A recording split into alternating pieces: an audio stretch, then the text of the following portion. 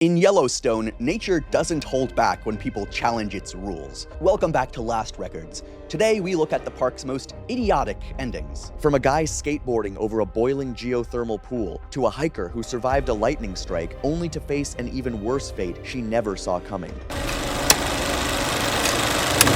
It was the afternoon of July 18th, 2018, inside Yellowstone National Park in Wyoming. Summer crowds moved through the geothermal area as steam drifted across the landscape and warning signs lined the boardwalks. Cameron Reed was 21 and had just graduated from college in Boise, Idaho. He had spent most of his teenage years climbing abandoned structures, jumping from quarry ledges, scaling rooftops, and filming himself doing things most people would walk away from. Skateboarding had been his first hobby, the thing that taught him early on that pushing past the obvious boundary was usually worth it. He had the scars on both knees to prove it, and wore them as evidence that risk was manageable if you just committed. The behavior had almost never ended badly for him, which was the problem. He and two friends had planned a summer road trip through several western states. Throughout the trip, Cameron kept crossing barriers and wandering off marked trails because nothing bad ever happened. When he got to Yellowstone, that changed. The group stopped near one of the park's geothermal areas, a section surrounded by elevated walkways and metal railings installed specifically to keep visitors off the ground surrounding the hot springs. Rangers had posted clear warnings throughout the area, explaining that the thin mineral crust around thermal features could break without warning, and that extremely hot water sat directly beneath the surface. Cameron read the signs, laughed, and decided they were for nervous tourists. He even joked that if the ground was really dangerous, the park would have put up a bigger fence. He had brought his skateboard from the car even though skateboards were not allowed in Yellowstone's thermal areas. His stated intention, which he announced to his friends before stepping over the railing, was to set the board down on the crust, stand on it, and take a photograph. He wanted proof that he had skated, or at least stood on a board, in a place where no one else would. He said it would make the best video of the trip. His friends pointed at the warning signs and told him not to do it, but Cameron brushed them off and stepped over the railing anyway. What I keep thinking about is those two friends standing there with the camera. They shouldn't have enabled him or even offered to take those shots, because what happens next is what they would have to live with for the rest of their lives. After the first step held, Cameron looked back at his friends with obvious satisfaction. Then he took a second step. The second step seemed to confirm everything he already believed. He lowered the skateboard onto the crust and stepped forward to position it. For a moment, nothing happened. Then the surface beneath him suddenly gave way. His right leg plunged straight through the crust. Cameron managed to pull his leg free immediately, but the damage had already been done. Severe burns covered his right leg and significant portions of his lower body from the brief contact below the surface. His friends reached him within seconds, while nearby visitors called for help immediately. Emergency treatment began on site when park rangers and medical personnel arrived before arranging his evacuation from the area. Cameron was first transported to a local medical facility and later transferred to a specialized burn center because of how severe the injuries were. The burns became infected over the following weeks and eventually led to organ failure. Cameron Reed died later that summer. The medical examiner recorded his cause of death as complications from severe thermal burns, including sepsis and multi-organ failure. Investigators classified the incident as an accidental thermal area fatality caused by ground collapse after the victim crossed a clearly marked safety barrier and entered a restricted zone. Water beneath the crust had reached temperatures capable of causing catastrophic burns within seconds. The next case I'm covering involves someone who also ignored every warning she was given, but she was 62 years old, recovering from cancer, and the only thing she wanted was to see a bear in person.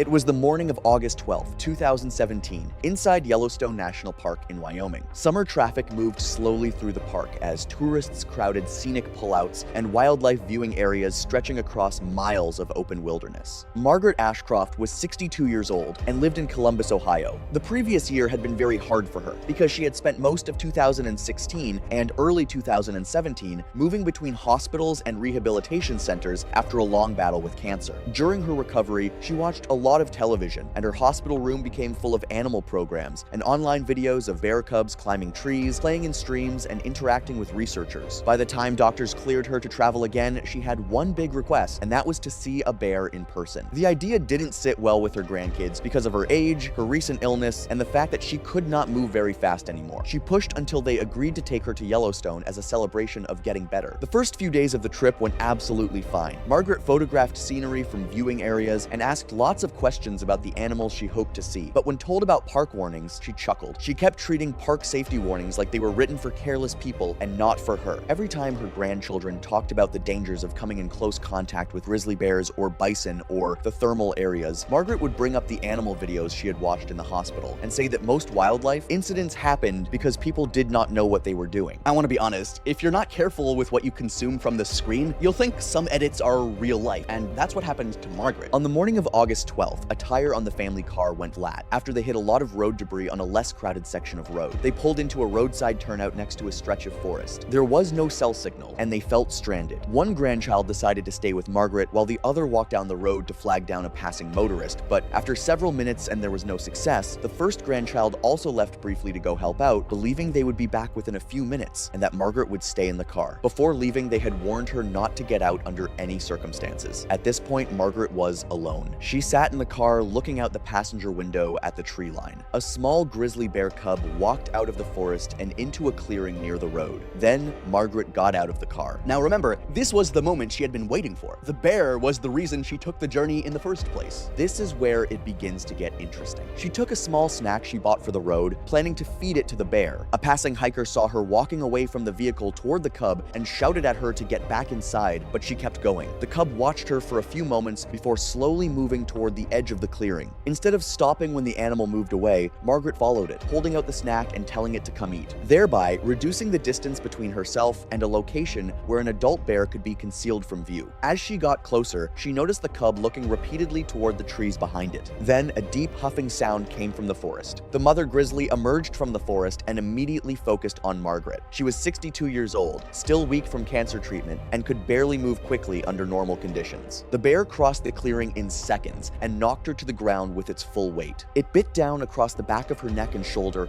and pinned her against the ground. She had no way to fight back, and no one was nearby to help her. The attack lasted only a short time before the bear moved back toward the cub and retreated into the trees. When the grandchildren came back, Margaret was not in the car. They searched the area and found disturbed vegetation, bear tracks, and the snack pack near the edge of the tree line. Park rangers were called immediately and located Margaret a short distance from the road. She was declared dead at the scene. The medical examiner recorded her cause of death as fatal traumatic injuries consistent with a grizzly bear attack, including severe lacerations, crush injuries, and massive blood loss. Investigators ruled it a fatal wildlife attack. Park officials later used the case as an example of how watching animal videos can make people believe they understand wild animals when they do not. The next case I'm covering is one that I found myself thinking about long after I finished researching it, because this one started as a first date, and everything that went wrong came from one small decision that he made to impress her.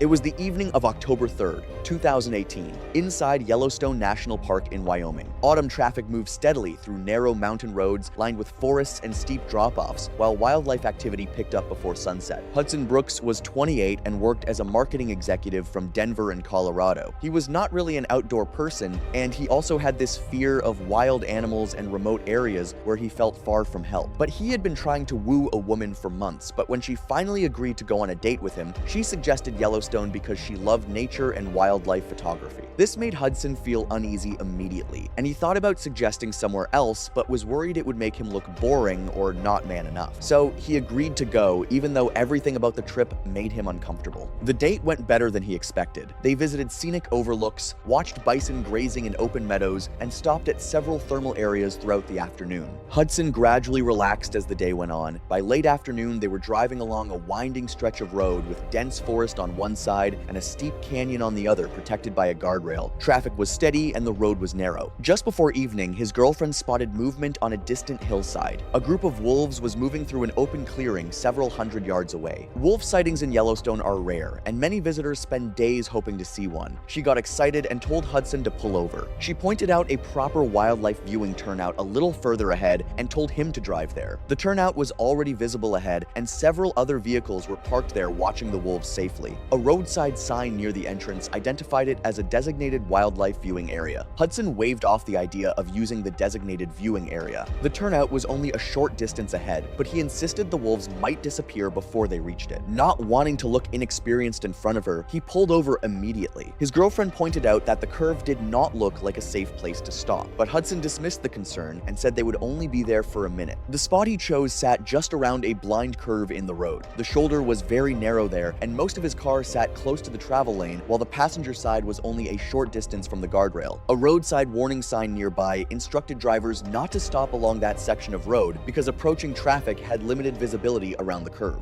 Neither of them seemed to notice how dangerous the position was. They sat watching the pack move steadily across the valley, while his girlfriend tried to photograph them through the open window. And I keep thinking about that moment right there. Both of them watching wolves in the distance. The date going well, neither of them had the common sense to think that there could be more people coming towards the same direction. A camper van came around the curve from behind. The driver saw Hudson's car partly blocking the road and had almost no time to react. He turned sharply to avoid it, but the van still hit the back corner of Hudson's car very hard. The crash made the car spin sideways and slam into the guardrail. That part of the road was above a very steep drop. The car hit the guardrail at a bad angle and with enough force to bend it. The car then went over the edge and fell into the canyon below. The camper van stayed on the road and came to a stop further ahead. Other drivers on the road called emergency services immediately. Park rangers, rescue teams, and medical personnel all responded to the scene, but the fall was not survivable. Hudson Brooks and his girlfriend were both pronounced dead at the scene after the car came to rest far below the road. The medical examiner recorded both deaths as fatal traumatic injuries consistent with a high-impact vehicle collision and fall from height. Investigators later concluded the crash happened because Hudson stopped in an unsafe spot near a blind curve instead of driving to the designated viewing area his girlfriend had already pointed out to him. The wolves continued walking through the valley and disappeared into the trees without stopping. If you think that was quite idiotic, the case I'm about to talk about is completely different. There was no wildlife, no barriers, no warnings ignored in a single moment. Just a man who spent 4 days telling his wife he was fine when he wasn't. It was the morning of September 28, 2015, inside Yellowstone National Park in Wyoming. Cool autumn weather had settled over the backcountry as the tourist season wound down and remote trails grew quiet with only occasional hikers passing through. Javier Castillo was 31 years old and worked as a warehouse operations manager from Spokane, Washington. He liked camping and hiking and thought of himself as someone who could handle rough conditions that made other people give up. Friends complained that over time that attitude had become something harder to manage. He disliked changing plans and had a habit of treating outdoor problems as things people made worse by overreacting. His wife had spent most of the previous year building a small business from scratch, working late nights and weekends to keep it going. When she finally landed her first big client in September 2015, Javier planned a surprise Yellowstone trip to celebrate. He wanted to take her through some of the more remote parts of the park that most visitors never reached. The route he chose covered several days of hiking through isolated backcountry far from roads and ranger stations. The first day went fine. On the second day, Javier developed sharp stomach pain, but assumed it was something he had eaten. His wife suggested turning back while help was still easy to reach, but he refused. By that evening, the pain was much worse, and he could barely eat. When his wife suggested ending the trip again, he refused, saying he had already spent money on permits and supplies and was not going home over what he called a simple stomachache. I want you to keep this in mind. She suggested turning back on day 2, and I think about her making that suggestion and being told no and still having to keep hiking alongside him. The next morning, the pain was still there. He struggled to stand up straight and kept stopping while hiking. His wife offered to carry more of his gear and asked again to turn back. He said no each time. At one point, he climbed over a fallen tree blocking the trail instead of walking around it and doubled over from the pain. He told her he was fine and kept going. By that evening, he was visibly uncomfortable just sitting still. On the fourth morning, he could barely walk. His wife argued hard that they needed help immediately. Javier resisted most of the day before finally admitting something was seriously wrong. Even after admitting the pain was severe, he initially suggested resting for a few more hours instead of turning back, hoping it would somehow improve on its own. By then, he could no longer hike out himself. His wife left before sunrise to hike back to where she could reach help, leaving Javier in the tent with food, water, and sleeping gear. The hike took hours. Rangers were contacted immediately and organized a rescue team. Because the campsite was deep in Yellowstone's remote backcountry, reaching it required a long hike over difficult terrain. Darkness was approaching, so rangers completed completed the final approach at first light the next morning. Overnight, Javier's condition worsened dramatically. He became confused and struggled to stay awake as infection spread through his body. Rangers found him unconscious in the tent on the morning of the 5th day and evacuated him. He had been suffering from appendicitis throughout most of the trip. During the 4th night, his appendix ruptured, allowing the infection to spread through his abdomen. Emergency surgery was performed to remove the ruptured appendix and treat the infection, but the damage was already too far advanced. Javier Castillo died the following day from septic shock and organ failure. The medical examiner recorded his cause of death as septic shock and multiple organ failure resulting from a ruptured appendix complicated by days of delayed treatment in a remote wilderness environment. If only he turned back, things would have been better. The next person I'm covering knew exactly what he was talking about when it came to trail safety. He'd spent years teaching other people the rules. That's what made this one so hard to explain. It was the afternoon of September 14th, 2018, inside Yellowstone National Park in Wyoming. Clear skies stretched over the mountain trails as hikers moved along busy paths enjoying cool temperatures and wide views of forests and rocky ridgelines. Brandon Keller was 36 and worked as a security supervisor at a large fitness center in Salt Lake City, Utah. Hiking was the biggest thing in his life outside of work. He spent most weekends on trails across the western United States and had built a name among friends and coworkers as someone who took outdoor safety seriously. He had completed dozens of difficult hikes over the years and had recently started organizing beginner hiking groups for coworkers who wanted to learn the basics. He taught them the same things every time. Stay on marked paths. Carry the right equipment. Never take shortcuts down steep slopes because loose soil, hidden rocks, and dry grass can turn one small mistake into a very serious accident. He had said this so many times that people who hiked with him regularly could repeat it back word for word. He had visited Yellowstone on multiple previous trips and had pointed out spots along the trails where people had tried to cut across steep open sections instead of following the switchback routes the park built specifically to make the descent safer. He explained to his hiking group why those shortcuts were dangerous and exactly what could go wrong if someone tried one. On September 14th, he set out alone on a popular mountain trail after arriving at the park that morning. The hike up went smoothly. The trail was busy, conditions were dry, the weather was clear, and the views from the top were exactly what he had come for. After spending time at the upper viewpoint, he started making his way back down in the afternoon. The proper route down followed a long series of switchbacks, which are zigzag paths cut into the hillside specifically to reduce the steepness and give hikers safe footing all the way to the bottom. Brandon stopped and looked at a steep open slope that dropped straight down toward a lower section of the trail. Taking the shortcut would save only a few minutes at most. The slope in front of him was covered in dry grass, loose dirt, and scattered rocks, with no markings, no path, and nothing to hold on to on the way down. This is the part I keep turning over in my head over and over. He had stood on these trails and described this exact scenario to beginners. He knew the dangers, and he still looked at that slope and thought he could handle it. It was exactly the kind of terrain Brandon had warned beginners about for years. He started down anyway because he had done harder things than this before, and he was confident he could handle it. Within a few steps, things started going wrong. The dry grass gave almost no grip, and the loose surface began shifting under his boots almost immediately. He tried dropping down low to the ground to slow himself, but there was nothing solid to catch on. He kept accelerating. By the time he reached the first group of large rocks further down the slope, he was moving at roughly 25 miles per hour. The impact threw him across the rocks and uneven ground, and he came to rest further down the hillside. Other hikers nearby called emergency services immediately. Rangers arrived quickly, but Brandon had suffered fatal head injuries and severe internal bleeding. He was pronounced dead at the scene. Investigators ruled it an accidental fall caused by leaving the marked trail and attempting a steep off-trail descent. The shortcut saved only a few minutes. Brandon had spent years teaching beginners never to do what he did that afternoon. Every case so far involved someone who ignored a warning in a single moment. This last one is different because the warning started the night before she even got on the trail, and she found a reason to dismiss every single one of them. It was the afternoon of August 18th, 2016, inside Yellowstone National Park in Wyoming. Clear skies hung over the park in the morning as visitors filled trails and scenic overlooks during one of the busiest weeks of the summer season. Laura Kay was 24 years old and worked as a retail sales associate from Boise, Idaho. She had only recently gotten into hiking and did not have much experience on mountain trails. Social media had become her main reason for choosing where to go. She spent the summer visiting scenic spots across the western United States, looking for dramatic photographs and some summit views to post online. A few days before arriving at Yellowstone, she saw photos taken from the top of Avalanche Peak and decided she had to hike it. The trail was known for steep climbing and rapidly changing weather. The morning forecast on August 18th warned of afternoon storms developing over higher ground later in the day. Laura had seen the same kind of warning the day before, and nothing much had happened, so she ignored it. Her girlfriend had planned to hike with her, but got more and more uncomfortable as the morning went on and suggested waiting for a better day. Laura said the weather worries were being exaggerated and kept going.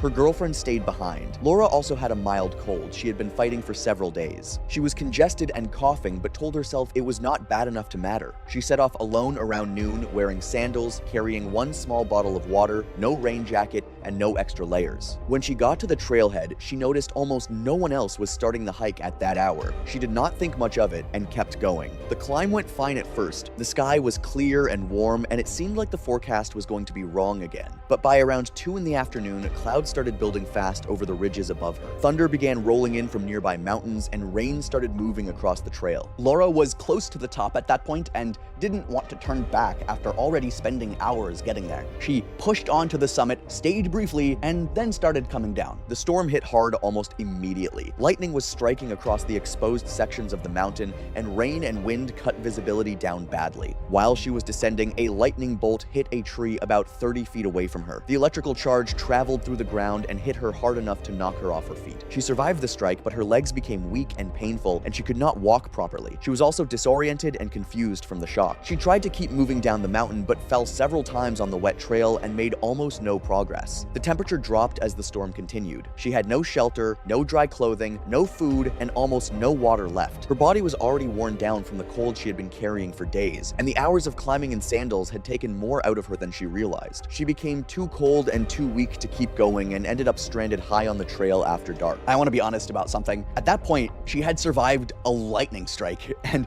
I think about how frightening and disorienting that must have been. Alone on a mountain in a storm, in sandals, already sick, and her legs not working properly. Her girlfriend reported her overdue that evening after getting no response to her calls. Search teams began organizing, but the weather, the darkness, and the rough terrain around Avalanche Peak made it impossible to reach her before morning. Rescue teams found Laura the following morning. She had survived the lightning strike but died overnight from exposure, and the combined effects of her injuries, repeated falls, cold rain, dehydration, and the illness she had decided was too minor to worry about. The medical examiner recorded her cause of death as exposure and complications from lightning-induced injury combined with prolonged overnight exposure to cold. Her body was taken home where she was laid to rest with family and friends present.